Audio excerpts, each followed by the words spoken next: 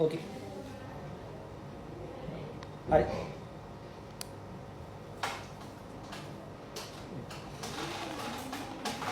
மீண்டும் உங்களை நாம் சந்திப்பதில் மிக்க மகிழ்ச்சி அடைகின்றோம். நான் இலங்கையில் இருந்து பதுளை போதனா வைத்தியசாலையில் இருந்து வைத்தியர் கிருஷாந்த் வேதநாயகம். நாங்கள் பார்த்து கொண்டிருக்கின்ற விடயம் ஆண்களுக்கு ஏற்படுகின்ற ஆண்மையின் பிரச்சனைகளை பற்றியது. நேரடியாக தொடர்பு கொள்ள விரும்பினால் வெளியூர் என்பவர்கள் 00947777356245 மூலம் தொடர்பு கொள்ள முடியும். உள்ளூர் என்பவர்கள் 0777356245 மூலம் தொடர்பு கொள்ள முடியும். இன்று இன்னொரு முக்கியமான விடயத்தை பார்க்க போகிறோம். இந்த ஆண்மை இன்மை ஏற்படுவது அல்லது எரெக்டைல் டிஸ்ஃபங்க்ஷன் என்று சொல்லப்படுகின்ற ஆண்குறி விரைப்படைய முடியாத இன்னொரு தன்மைக்கு முக்கியமான காரணம் என்னவென்றால் எங்களுடைய ஆண்குறியிலே ஏற்படுகின்ற புற்றுநோய். எனவே ஆண்குறியிலே ஏற்படுகின்ற புற்றுநோய்களை பற்றி நாங்கள் பார்க்கின்ற போது இது இப்போது கொஞ்சம் சாதாரண ஒன்றாக மாறிவிட்டது. இதை எவ்வாறு கண்டுபிடிப்பது என்பதை பற்றி நீங்கள் கட்டாயமாக அறிந்து கொள்ள வேண்டும். கூடுதலானவர்கள் வெளியூர்களிலிருந்து வெளிநாடுகளில் இருந்து எங்களுக்கு கதைக்கிறார்கள். எனவே என்ன நடைபெறுகிறது என்றால், உங்களுடைய ஆண்குறியிலே ஏதாவது ஒரு காயம் அல்லது புண் ஏற்படுமாக இருந்தால் அல்லது அந்த காயத்திலிருந்து இரத்தம் வெளியேறுமாக இருந்தால் அல்லது நீங்கள் மனைவியுடன் இருந்த பிற்பாடு உங்களுக்கு இந்த ஆண்குறியிலே தாங்க முடியாத எரிச்சல், வலி, நோ ஏற்படுமாக இருந்தால் இதை நீங்கள் கட்டாயமாக யோசிக்க வேண்டும். எனவே இந்த ஆண்குறியிலே ஏற்படுகிற புற்றுநோயானது ஒரு புண்ணாக அல்லது காயமாகத்தான் முதல் வெளிப்படும். எனவே ஆண்குறியிலே புற்றுநோய் அதாவது காயங்கள் ஏற்படுவதற்கு பல காரணங்கள் இருக்கிறது. முதலாவதாக சிஃபிலிஸ் எனப்படுகின்ற பாலியல் நோய், செக்ஸ் மூலம் தொற்றுகிற நோய். இந்த சிஃபிலிஸ் மூலம் ஏற்படுகின்ற இந்த காயம் புண் ஆண்குறியிலே ஏற்படுமாக இருந்தால் ஆண்குறியிட முன் பகுதியிலே கிளாண்ட் பீனிஸ் என்று சொல்லுவோம், அந்த ஸ்லோஸாக இருக்கிற அந்த முன் பகுதியிலே அந்த காயங்கள் ஏற்படும். எனவே இந்த இடத்திலே தான் அந்த புண் அல்லது காயம் ஏற்படும். இந்த சிஃபிலிஸ் எனப்படுகிற நோய்க்கு அந்த புண்ணானது ஒரு புண்ணாகத்தான் இருக்கும், ஒரு காயமாக இருக்கும். வலிக்காது, நோகாது. அது மிகவும் முக்கியம். வலிக்காது, நோகாது. அந்த காயத்தை நாங்கள் அப்படி கையால் ரெண்டு பக்கம் அப்படி அமர்த்தி பார்த்தால் எங்களோட ரெண்டு விதங்களுக்கு முடிய சொர சொர என்ற ஒரு கிரிட்டி ஃபீலிங் என்று சொல்லுவோம். சொர சொர என்ற ஒரு தன்மை எங்கள் ரெண்டு கைகளுக்கும் பிடிவரும். இதை சொல்வது சிஃபிலிஸ். இதுக்கு ஒருபோதுமே வலி ஏற்படாது. இரண்டாவது நோய் இருக்கிறது ஹெர்பீஸ் சிம்ப்ளஸ், ஜெனிட்டல் ஹெர்பீஸ் என்று சொல்லுவோம். இந்த ஜெனிட்டல் ஹெர்பீஸ் எனப்படுகிற இந்த நோயிலே இதுவும் ஒரு செக்ஸ் மூலமாக பாலியல் மூலமாக தோற்றுகிற நோய். இதிலே என்ன ஏற்படும்? கன புண்கள், காயங்கள் இருக்கும். முதல் அந்த காயங்கள் ஒரு பெருமாறி வந்து பிறகு வெடிக்கும். அதுல இருந்து சரியான வலி நோய் ஏற்படும். எனவே வலி நோய் ஏற்படுமாக இருந்தால் அது ஒரு ஹெர்பீஸ் எனப்படுகிற ஒரு பாலியல் நோய். அதை நாங்கள் கட்டாயமாக கவனித்துக் கொள்ள வேண்டும். மூன்றாவதாக மிக முக்கியமாக இந்த பீனைல் கார்சினோமா அல்லது பீனைல் கான்சர் என்று சொல்லப்படுகிற ஆண்குறியிலே ஏற்படுகிற புற்றுநோய்க்கு வருகின்ற புண்களிலே இருந்து ஒருபோதுமே எங்களுக்கு இந்த நோய் ஏற்படாது. எனவே இந்த ஆண்குறியிலே புண் ஏற்படுமாக இருந்தால் தயவு செய்து அவதானமாக இருக்க வேண்டும். சில பேர் வருகிறார்கள் என்னென்றால் அவர்கள் 2-3 மாசமாக இந்த புண்களை வைத்துக் கொண்டு அவர்களாலே பாலியலை நடவடிக்கைகளை கட்டுப்படுத்த முடியாது என்றபடினாலே இந்த புண்களுடன் அவர்கள் செக்ஸ் செய்கிறார்கள், பாலியல் தொடர்பை வைத்துக் கொள்கிறார்கள். அவ்வாறு வைத்துக் கொண்ட பிற்பாடும் கூட அங்கு என்ன நடைபெறுகிறது என்றால் இந்த அவர்கள் எண்ணத்தை இந்த புண் ஆறாதிருப்பதற்கு காரணம் என்ன? நான் திருப்பி என்னுடைய பெண் துணையுடன் அல்லது இந்த மனைவியுடன் இருப்பதை அவர்கள் காரணமாக காட்டிக் கொள்வார்கள்.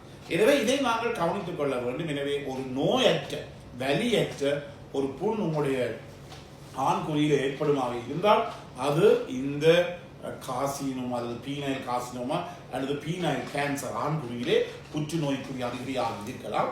அதே நேரத்திலே எங்களுடைய இடுப்பு பகுதியிலே இந்த புற்றுநோய் ஏற்படுமாக இருந்தால் நெறி போல், நெறி எனப்படுவது என்ன? நிணநீர் குழியங்கள். உங்களுக்கு தெரியும், ஒரு கையிலே புண் வந்தால் இந்த கமக்கட்டிலே எங்களுக்கு கட்டி வேறு நெறி போடுவது. அதே போல கால் பகுதியில புண் இருந்தால் இடுப்பு பகுதியிலே எங்களுக்கு என்ன போடும்? நெறி போடும். எனவே அதே போலத்தான் இதுக்கும் இந்த பீனைல் கார்சினோமா கேன்சர் எனப்படுகிற ஆண்குறியில் ஏற்படுகிற புற்றுநோய் இடுப்பு பகுதியிலே நெறி போடும். இடுப்பு பகுதியை கட்டி மாறி எங்களுக்கு அம்படும். எனவே இதை எவ்வளவு விரைவாக நீங்கள் வைத்தியசாலைக்கு செல்ல முடியுமோ அவ்வளவு விரைவாக நீங்கள் வைத்தியசாலைக்கு செல்வீர்களாக இருந்தால் அதன் மூலம் உங்களுக்கு 100% பலன் கிடைக்கும். எனவே அது மிகவும் ஒரு துன்பகரமான ஒரு நோயாகத்தான் நாங்கள் பார்க்கின்றோம். ஏனென்றால் அவர் ஆணாக இருந்தும் கூட தன்னுடைய ஆண்மை இன்மை அவருக்கு ஏற்படுகிறது. இந்த பீனைல் அதாவது ஆண்குருவி ஏற்படுகிற புற்றுநோய் காரணமாக என்றபடி அவர் மனைவி நாங்கள் என்ன சொல்வோம், சில நேரத்தில் அந்த என்னுடைய ஆண்குருவி அப்படியே வெட்டி எடுத்து விடுவோம். பிறகு அவர் என்ன செய்வார், தன்னுடைய மனைவியுடன் அவர் தொடர்பு கொள்ள முடியாத நிலைமை ஏற்படும். எனவே இது மிக குறைந்தாலும் கூட இப்ப காலப்பகுதிகளிலே அதிகமாக ஏற்படுகின்ற ஒரு பிரச்சனையாக இருக்கின்றது. எனவே நான் உங்களுக்கு என்ன சொல்லுவேன் என்றால், ஒரு ஆண்குருவியிலே புண் ஏற்படுமாக இருந்தால் உடனடியாக வைத்தியரை காணுங்கள். சில பேர் வெளிநாடுகளிலிருந்து கதைக்கின்ற போது அந்த ஆண்குறி எனக்கு போட்டோ எடுத்து அனுப்புங்கள், இயலுமானவர்கள். எனவே நாங்கள் இந்த போட்டோ வேறு பகிரவும் மாட்டோம், அதே நேரத்தில் உலகின் சொல்லவும் மாட்டோம், உங்களுக்கு தெரியவும் மாட்டுது.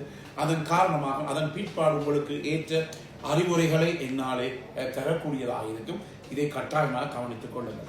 அடுத்ததாக நான் இந்த ஹெர்பீஸை பற்றி மீண்டும் உங்களை சொல்ல இருக்கிறேன். இந்த காலப்பகுதிகளில் ஹெர்பீஸ் ஜெனிட்டல் ஹெர்பீஸ் என்று சொல்லப்படுகிற இந்த ஹெர்பீஸ் சிம்ப்ளெக்ஸ் வைரஸனுடைய தாக்கம் பல விதமாக அதிகரித்துக் கொண்டு செல்கிறது. ஏனெனில் அந்த ஹெர்பீஸ் நோய்க்கும் மேல்நியூட்ரிஷன் என்று சொல்லப்படுகிற குறைந்த போஷணைக்கும் மிக நெருங்கிய தொடர்பு இருக்கின்றது. ஏனெனில் இந்த ஹெர்பீஸ் சிம்ப்ளெக்ஸ் எனப்படுவது ஒரு வைரஸ். எங்கள் உடலிலே நோய் எதிர்ப்பு சக்தி குறைகின்ற போது இந்த வைரஸ் ஆனது மிக விரைவாக பரவல் அடைவதற்குரிய காரணம் இருக்கிறது.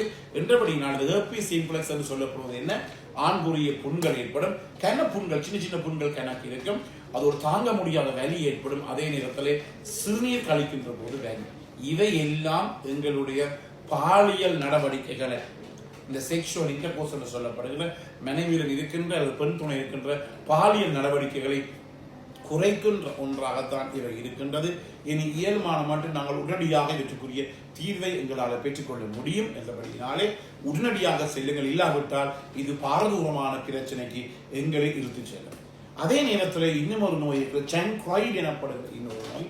இதை நாங்கள் இது ஒரு பாக்டீரியாவில் ஏற்படுகின்ற நோயாக இருக்கும், சாங்க்ராய்டு என்று சொல்லுவோம்.